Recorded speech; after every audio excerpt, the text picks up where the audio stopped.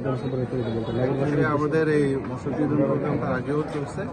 এখন আমরা বিশ্ব মশক দিবস উপলক্ষে আমরা এটা আবার শুরু করেছি 1 মাস ব্যাপী।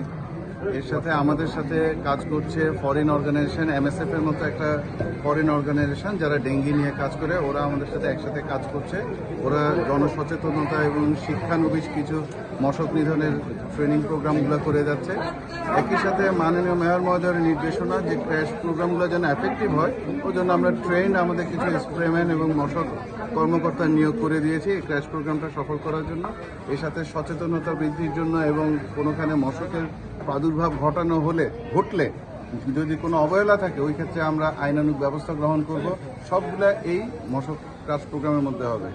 ইনফ্যাক্ট এটা আপনার মাননীয় মেয়র মধ্যে clean, green, healthy, safe and secure সিটির মধ্যে মশক নিধন একটা আমাদের বড় অংশ। তো ডেঙ্গু রেগুলার মশকের চেয়েও আলাদা, এটা ডিফারেন্ট এবং এটা এই সিজনটা হলো ডেঙ্গির পিক সিজন। তো আমরা শিওর যে ইনশাল্লাহ আমরা এটা কন্ট্রোলে রাখতে পারবো।